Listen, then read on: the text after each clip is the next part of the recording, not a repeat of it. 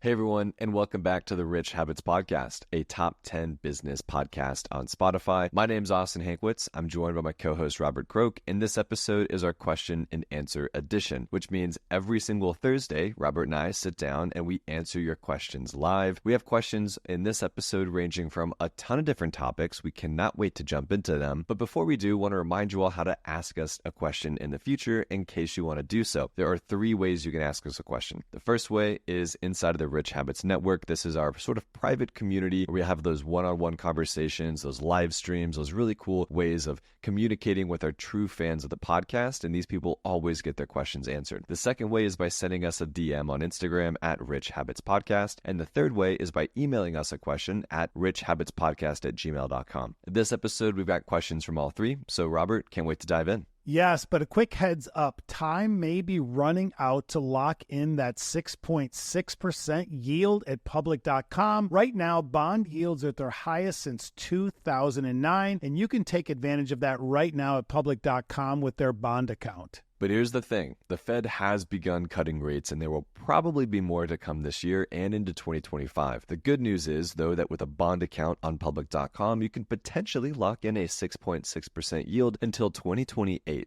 And when the Fed lowers interest rates, your yields remain the same. That is the key thing here, is to remember that you're locking in that rate. But you must act fast to take advantage of some of the highest bond yields in years. Discover how you can lock in that 6.6% yield until 2028 with the new bond account only at public.com/rich habits. And as a quick reminder, just so we're all on the same page about what this is, a bond account is a self-directed brokerage account with public investing, and they are a member of FINRA and SIPC. Deposits into your bond account are used to purchase a set of 10 fractional investment grade and high yield bonds. The yield represents a monthly average that's annualized over time before fees as of September 30th, 2024. The yield is subject to change daily, and that yield at the time of purchase may differ. Remember, all investing carries risk. This is not an investment recommendation, but to learn more, you can visit public.com. So as many of you figured out, our last episode, How to Escape Living Paycheck to Paycheck, was audio only. You weren't having glitches on your end. We had a glitch on our end, so we apologize. But hey, you guys all know our beautiful faces and our voices, so you can live with it for 1 week, and we promise we got it fixed and we won't have another issue. And we're back. So as you can see, we're smiling, we're waving our hands, we're excited. If you're not yet watching this, watch it on Spotify. This is a video podcast on Spotify, and we also have a YouTube channel, so you can go watch these video episodes there as well. But as you can see, we're back on video, and we're excited to be here. So our first question comes from inside the Rich Habits Network from a man named Max. Max says, hey everyone, I want to talk about dividend investing. I want to specifically know how much people allocate to their specific dividend portfolios and what funds they're picking. I know we talk a lot about SPYI and QQQI and sometimes SCHD, but how is everyone sort of breaking down these dividends? How do they think about monthly dividend allocation? Are you reinvesting your dividends? What's everyone's approach to dividend investing? Now, Robert, I can't speak for everyone that listens to the podcast or even the now over 400 people inside of the Rich Habits Network, but I can share my own dividend investment strategies,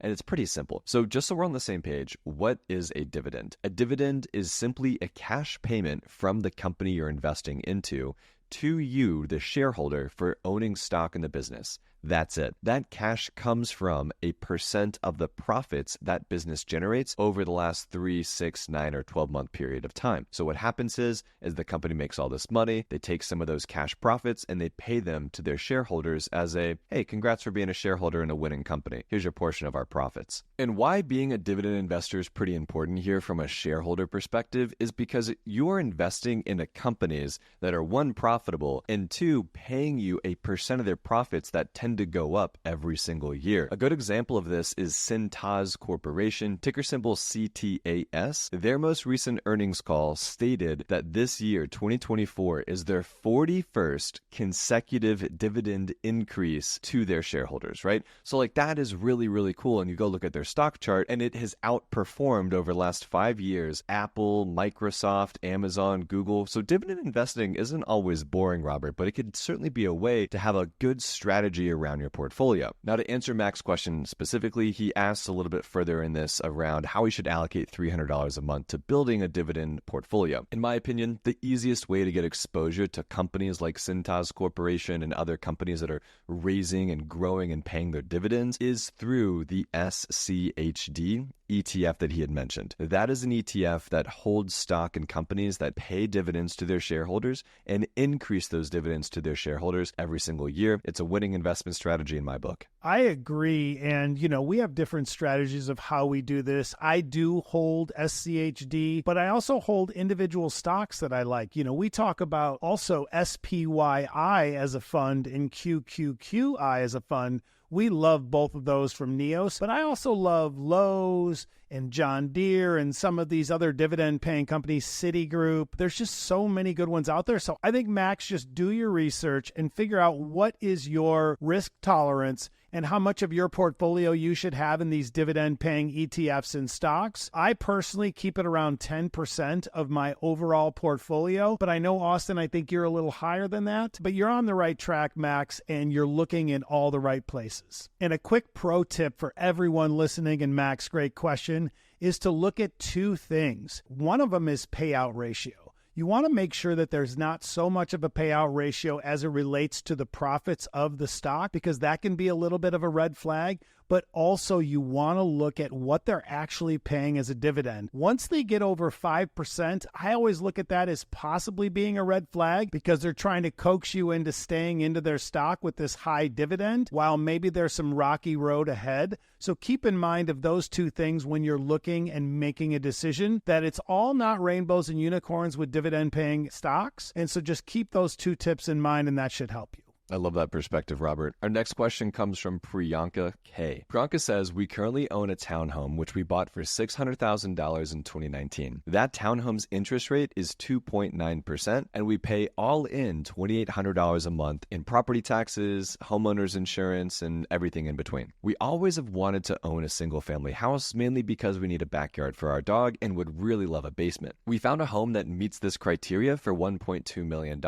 and the builders are offering us a 2.99% buy down rate for the first year, but it will increase by 1% for the next 2 years after that. Then we'll have to refinance and figure things out. We have a few options and would love your perspective. Option number one is to rent out the townhome for $3,800 a month and then go out and buy this house while keeping the townhome and renting it. Option number two is selling our townhome for about $850,000, taking the difference and putting that toward our next home. Our third option is to rent for 3 years and then sell our townhome to take advantage of any additional appreciation in house value and also avoid capital gains taxes. And our fourth option is to not buy a single family home at all. Our long-term financial goal is to retire in the next 15 years, so whatever option we pick, we do not want it to deviate us from that goal. Thanks for letting us ask a question. All right, Robert, we've got a couple options here. And just to break things down, looks like they did a great job buying a townhome for $600K. It's now worth $250,000 more.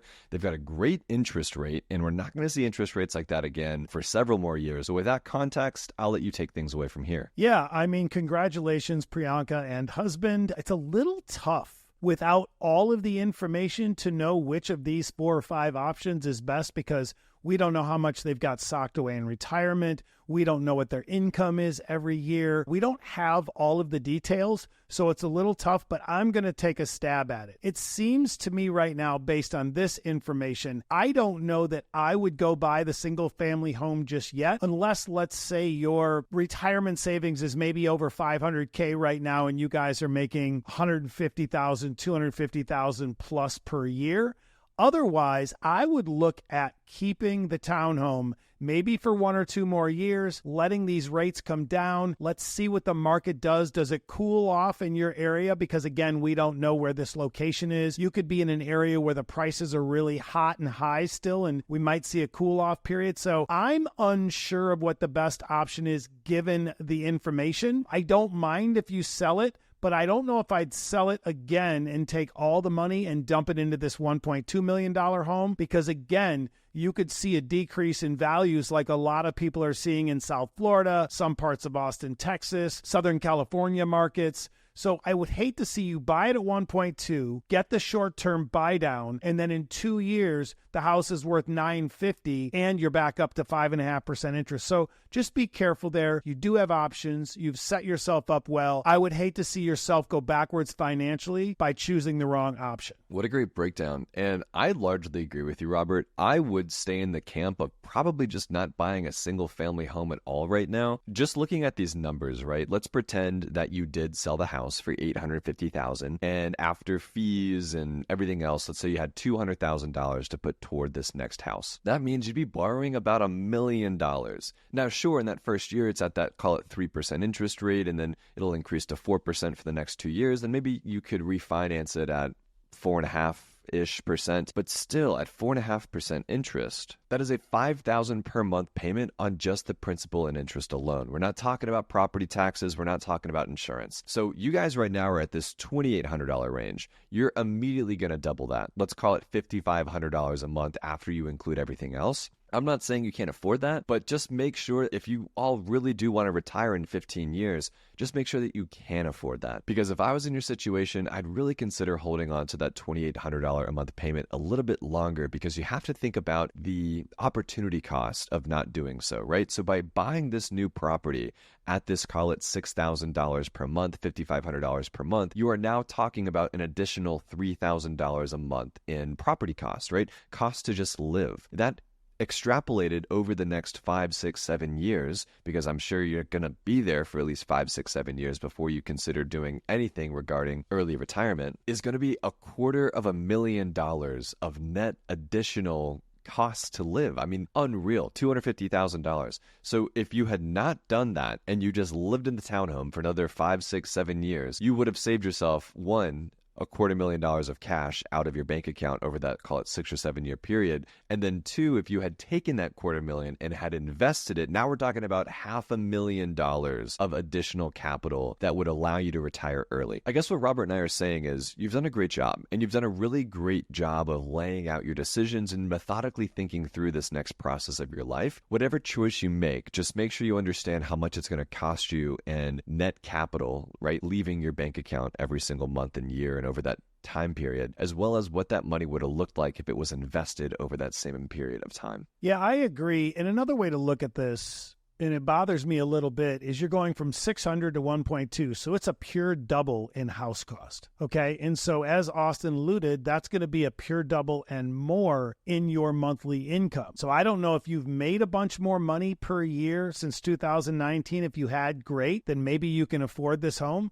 But why not look at an $850,000 home that's got a yard? You're going to still be able to find these pre-construction deals right now in almost every market where you can get that buy down to save you some money. So those are my thoughts. Tell us more about it in the school community and we can talk through it further, but that's where I'd be in this situation. So our next question comes from Zachary T. Zachary says, "Hey guys, I'm 30 years old and I've worked for a dog boarding facility since I was a junior in high school back in 2011. We were a small business at the time, but we've since grown to 6 locations all across Alabama, and I'm really excited about the growth. I worked my way up in the company to an okay salary of $76,000 a year as a general manager. The owner is a good guy, and in May of 2024, my dream came true, and the owner sold me 15% of the operations of a single store through a seller financing deal. I'm not paying anything out of pocket for this deal, which is amazing, and paying the loan back to him with the distributions of my 15% equity in the business, which means I'm also not reaping the rewards of being a part owner just yet. At the rate of my distribution so far, I'll pay him back over the next 18 months. The cost for my 15% of profits was $78,000, and the balance is now down to $58,000. I'm eager to figure out how to buy more equity in this business because I believe there's going to be more opportunities in the future. However, here's my problem and my question. I have a lack of cash. I've got $12,000 in my simple IRA, $16,000 in my Roth, and $7,000 in a high yield savings account. My monthly mortgage is $2,250, and I split this with my wife, who also makes a $70,000 a year salary. We have 0 credit card debt, and our car is completely paid off. Our credit score is north of 800. Is there a creative way that we can get a $50,000 loan so I can perhaps get some more skin in this game? I can maybe ask my boss for another deal like the first one, but I'd prefer to have have some leverage with cash on my end. I'm okay with taking on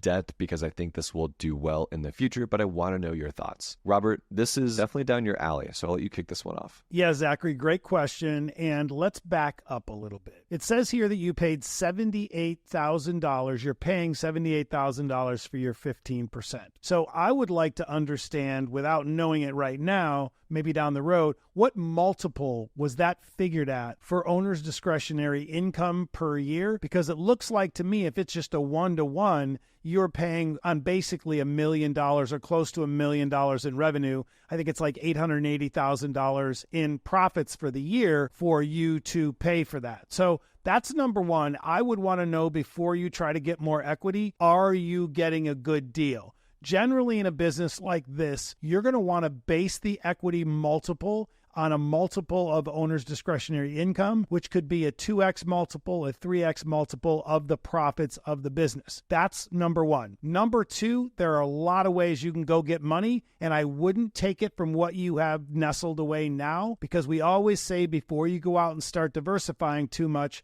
you want to get that 100K base built, and you're not there yet. So in my opinion, you could go to Chase Bank, get a credit line, get a high balance card, something like that to free up. Maybe you can find 18 months, zero interest on $50,000. But at this point, I think you should stay put with the 15%. Look maybe down the road later for more. Or, like you said, go back to the owner if the deal is right for you and say, hey, I'd like to up my equity percentage to 25%. What would that look like with you given the current numbers of the business and all the work that I've done? Because you can also play the sweat equity game a little bit here and say, hey, I've worked really hard for years at this location. I've done a great job for you, and I just want to be rewarded for that. What does it look like if I wanted to get 10% more? I really like that. And just to piggyback on that, Zachary, I think that you and your wife might have a money problem just by the verbiage that you've used, right? You guys talk about how I split that 50-50 with my wife. She makes $70,000 a year. You don't split your mortgage with your wife. You guys have a joint bank account and you pay for your mortgage out of your joint bank account. You guys are married. You're not roommates that you split your rent with 50-50. Do you also share the mustard? Who buys the mayonnaise? That's not what marriage is.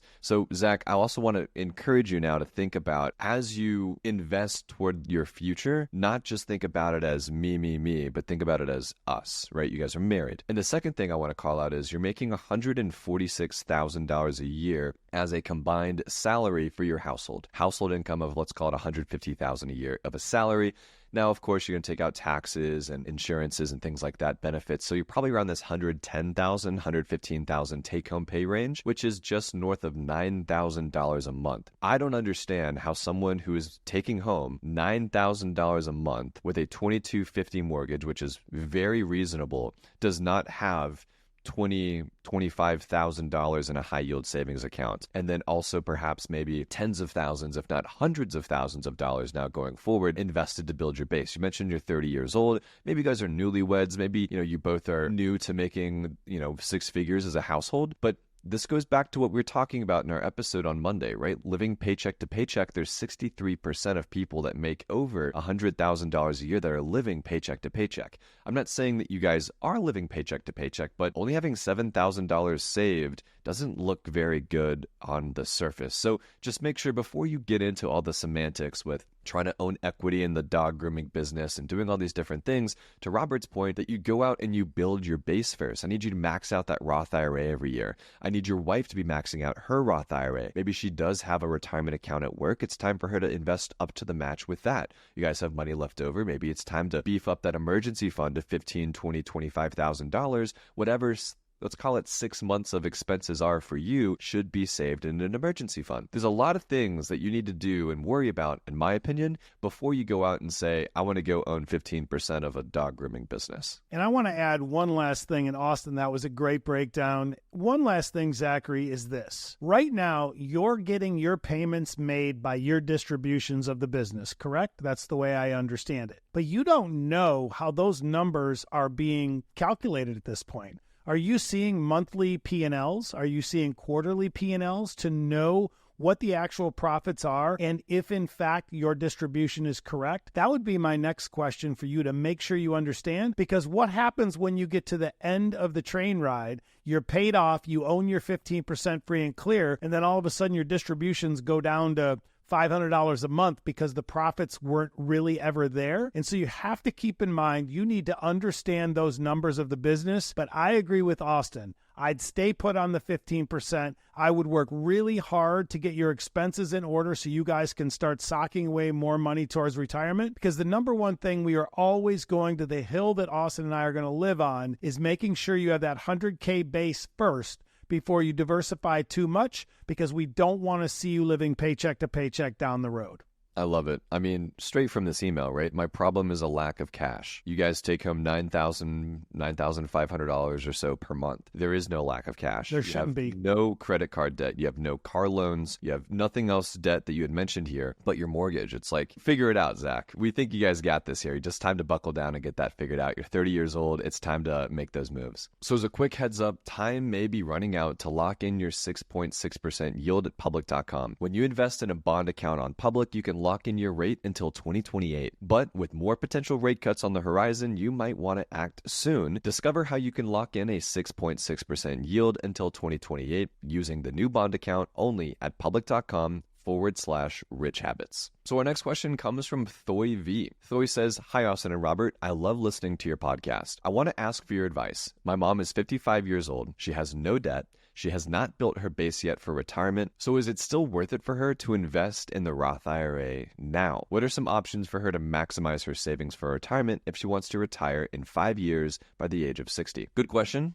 How does someone with no money retire in 5 years? They don't, right? Just to be blunt here. So I think the first thing I would do if I were you, kind of helping, coach your mom financially through her next 5, 10, 15, 20, 25 years in retirement, is to set expectations. Unless your mom is making $250,000 a year and she can sock away a couple $100,000 of that every single year that we don't know about, that's great. And she can retire in 5 years, right? She'll have $1 million in 5 years at $200,000 a year, and you guys are going to be fine. I just don't know if that's the situation here, and I argue it's probably not. So being more realistic, here's what I would do. Yes, at 55 years old, you absolutely can invest toward the Roth IRA, especially as you think about, we don't know what taxes are going to look like in the future. Robert and I always say that. And because of that, we choose the Roth IRA for our retirement vehicle of choice because we pay taxes today and upfront. Therefore, we can enjoy our profits and our capital gains over, our lifetimes tax-free. That's the joy of the Roth IRA. Because she's over the age of 50, your mother is able to now contribute $8,000 per year toward the Roth, which is $1,000 more than everyone else. It's sort of thought of this like catch-up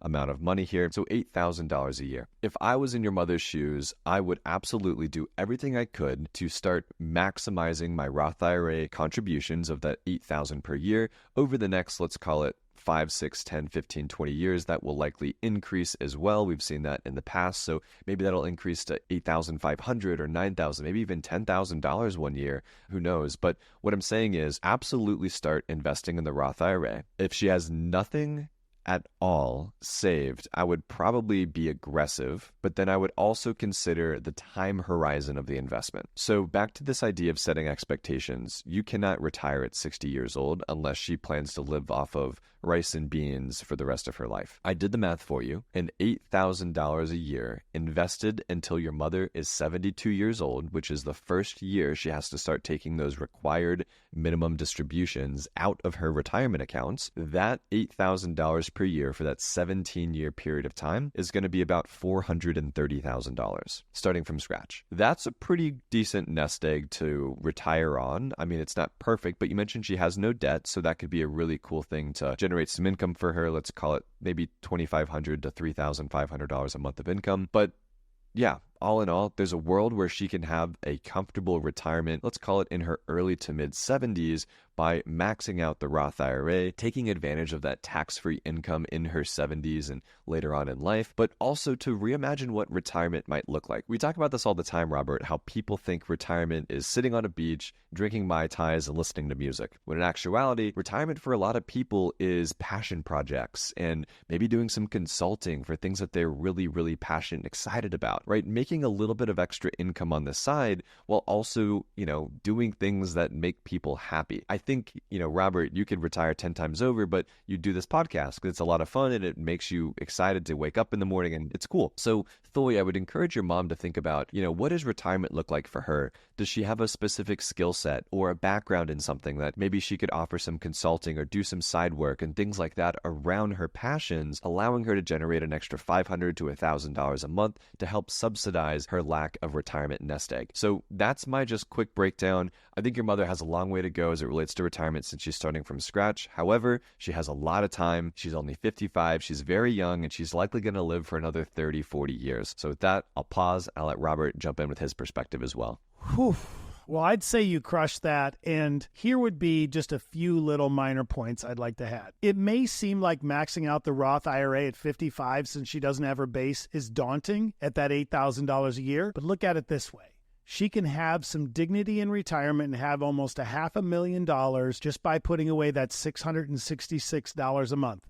So that's the first step. How can she do that? Is it a side hustle? Is she getting Social Security? Where can she go to get this money, the $666 a month, aside from her normal expenses right now, to put that into the Roth IRA? I think that's mission critical and where you should start. And then secondarily, exactly what Austin said. Retirement looks different for everybody. She may not have dreams of being on the beach with Mai Tais and music. She might just want to play in the local pickleball league and pick up some shifts at, a local nursing home or a store that she loves or some shop. All of these things come into play, and the Roth IRA is definitely not too late for her. She can make these contributions to the Roth IRA for years to come, really setting herself up to get in better shape for retirement than she is now. And I think it's really, really smart of you to ask the question, get out there and find the help for her. And I hope this helps. Our next question comes from Katie I. Katie says, hey guys, thank you so much for providing this resource to all of us. It is such a benefit. I have a 401k through my previous employer with $20,000 in it, and I want to roll it over into a Roth IRA since I've recently transitioned into being a stay-at-home mom and will have more autonomy with the funds. Since the Roth IRA contribution limit is $7,000 a year,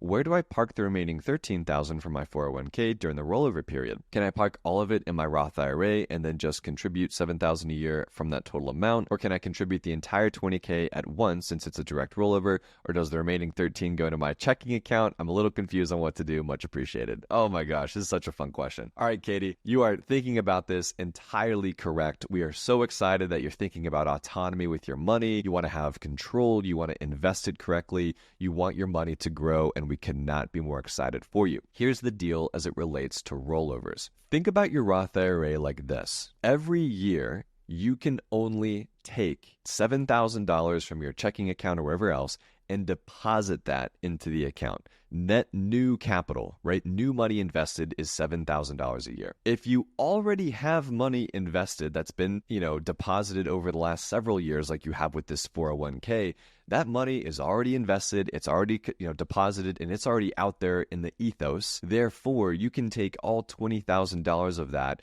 and directly roll it over into your Roth IRA. You do not have to worry about a $7,000 here, $7,000 here, I got to wait on this. None of that. The $7,000 only applies to net new cash deposited into the account. If you already have money invested elsewhere with a 401k or some other cool way that you can roll over to a Roth IRA, that money is already there. You don't have to worry about trying to divvy it up. So Katie, what I'm saying is you can take all $20,000 of your 401k and roll it into a Roth IRA. All $20,000, there's no, breaking it up or anything. Two things I want to warn you on, though, in this process. The first one is this is a 401k, not a Roth 401k, which means you've not paid taxes on the contributions you made in this 401k balance, nor have you paid taxes on its profits. So what does that mean? The moment that you roll over your 401k into a Roth IRA, you will have to pay taxes on that money. So we're talking about a $20,000 adjustment to your gross income for the year of 2024. And let's say you're taxed at an effective tax rate of like 15-20%. So you're talking about a $3,500 tax bill because you're rolling this money over. And the second thing I want to warn you about, and you sort of alluded to it here with your checking account, you do not want to touch any of this money. you want to call up whoever your 401k person is, give them the account and routing information of your Roth IRA, and you want them to move the money for you. Because when you have that money hit your checking account, the IRS sees that as a withdrawal, and they're going to charge you a 10% penalty fee, thinking that you're just tapping into your retirement account early, which is another $2,000. So you don't want to pay another $2,000 on top of the $3,500 in taxes you're already going to have to pay. So it's a very simple process. You're going to call them up and say, hey, I want to transfer my 401k funds into my Roth IRA. They're going to transfer those funds. All $20,000 will be transferred. However, you will now owe an additional $3,500-ish or so on your taxes in April of the following year. And you did this in a way where it did not hit your personal checking account. It just boop, transferred right over to your Roth IRA. And Katie, something to think about here is this. You might want to think, man, I don't want to pay the taxes. I worked so hard to get that $20K saved. But the thing is, you don't want to kick the tax man down the road. Getting it rolled over into that Roth is so critical because you're going to pay the taxes one time. That $3,500 is going to be paid, and then that money is tax-free earning and compounding for life. So just don't look at it as, oh, I'm going backwards by paying the tax bill, because you have to pay the tax bill at some point, and it's better to pay it now than it is to pay it later. Robert, I just did some quick math here, which is cool. Let's pretend Katie's 35 years old and she doesn't need this money until she's 70, so for 35 more years. This $20,000 in her Roth IRA, compounding at about a 10 to 12% annual return, is going to be worth over $1.2 million, assuming she doesn't add anything to it. So paying a $3,500 tax bill to have $1.2 million tax-free in 35 years sounds like a pretty good trade-off to me. Well, you know the story that I told you when we first met, and that was a girlfriend of mine many, many, many years ago. She was at the time, I think I was 20 and she was 19, and she got in a car accident and got exactly that. She got a $21,000 settlement and asked me what to do with it. So she met with Croak Capital. We weren't named that. Croak Capital wasn't the name back then. And Tim told her, put this away and you'll be a millionaire when you retire just off of this $21,000. And she went ahead and bought the Chrysler LeBaron convertible, which that car's long been in the ground at the junkyard. So it really does matter. These one-time lump sums can set you up for life, even if you never, ever add to it again. So I love that illustration. So our next question comes from Jordan M. Jordan says this: hello, Rich Habits Network. Hope you all are doing well. I have a dear friend who is stuck in a bind with her student loans. She took out private student loans and they're hurting her bad with their interest rate to the point where she's paying back an extra $500 a month in interest every single month. She has a job and is actively working to pay them down, but it's really overwhelming for her. If you all have any ideas on what she should do, I really appreciate it. Jordan, I appreciate this question because I took out private student loans when I was in college. I, of course, got them paid off after I had graduated, but I totally empathize with the student loan game. My girlfriend still got some student loans. I've got a lot of friends that have them. It's just like part of life at this point. The only thing I could suggest is to get them refinanced, because it seems like the person who took them out with her in the first place here might be taking advantage of her. Maybe she has a lack of credit history. Maybe she is, new to the credit game. And so she took out a very predatory loan with these people. If you go to sparrowfi.com, SPARROWFI.com, you can think of that as like the Google Flights for student loans. You can kind of look at all the different offerings that are out there, both private and public, and figure out which refinancing option works best for you. They're a great tool to figure out exactly how much you'll pay in interest over time, the different sort of loan characteristics and details. It's all spelled out very eloquently on their website. So go check out if there's a way for her to refinance her student loans. Beyond that, Robert, do you have anything to add? No, I mean, I would just understand what interest rates you're paying right now, but Sparrow's great because it's free. They're pre-qualified loans, and it does not affect your credit score by refinancing with them. So that's what I like about that service. I think that's probably the best way to start poking around and looking, unless you have a family member out there that wants to provide a low interest loan and help you out. There's not a lot of options, and there are millions and millions of people out there suffering from this same exact scenario. Like Austin said, student loans, especially private student loans,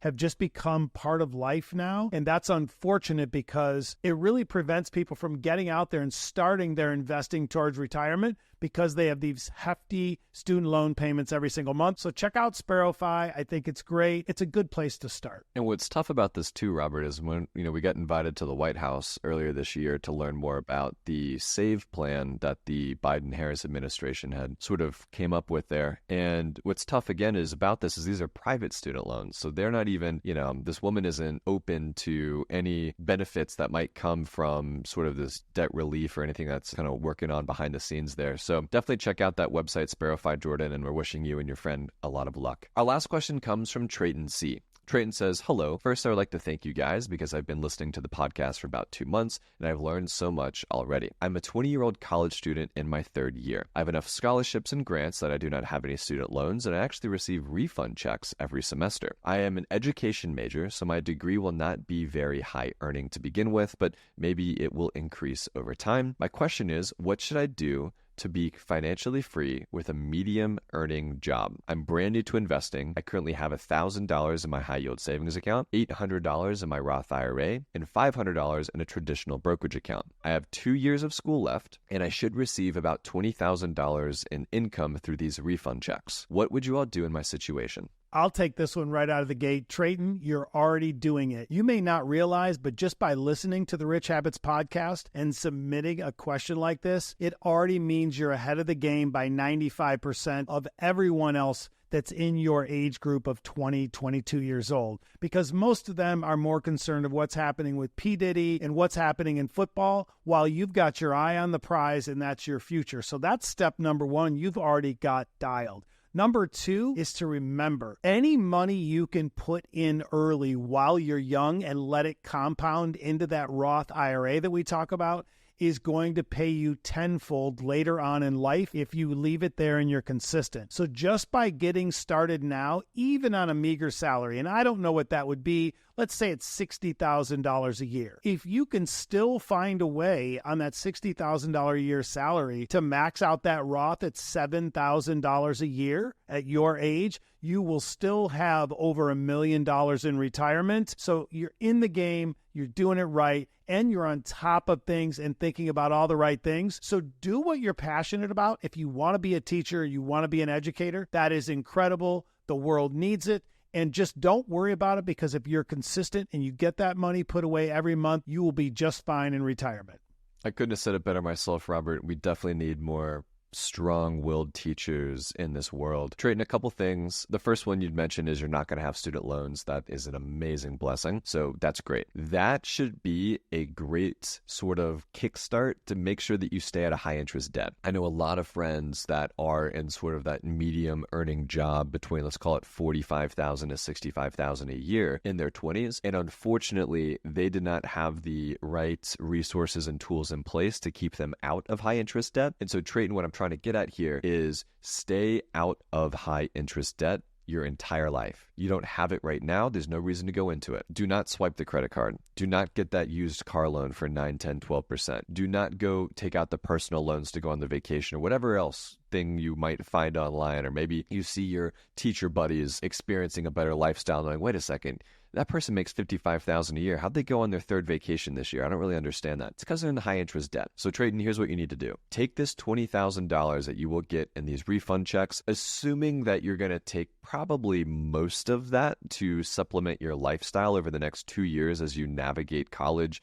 with your rent, maybe food and tuition and books. Like, I don't know how much all that you're going to keep, but let's say you keep $5,000, maybe $10,000 of it by the time you graduate. Have that $5,000 or $10,000 sitting for you in a high yield savings account. That is going to be the buffer between you and high interest debt with emergencies that you cannot predict. Okay. So once that's sitting for you there, don't worry about earning money with it. Don't worry about investing it. That is what's going to be your insurance to keep you out of that high interest debt. Now you're earning that $45,000, maybe $55,000 a year as a teacher. The most important thing you need to do is get your money under control. That means going down to the link in the show notes below and downloading our Honest Budget template. It's going to be a really easy way for you to see what your money looks like holistically and allowing you to really get after it and make sure that you're being as intentional with your money as possible. Now you're staying out of debt. You've got $10,000 in a high yield savings account, and you've likely figured out how to wiggle simple 10, maybe 15% of a savings rate against that money you're earning as a teacher. We're now talking about, to Robert's point,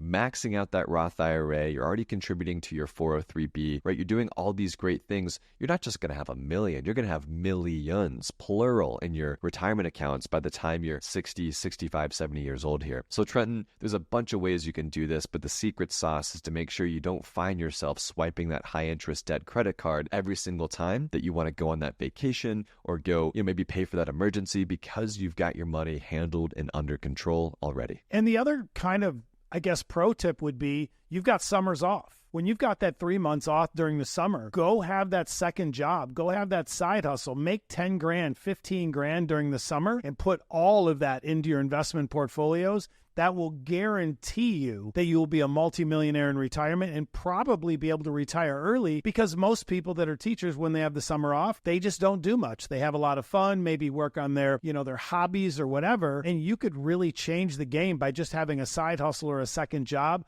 during the summer and putting all of that away towards investing.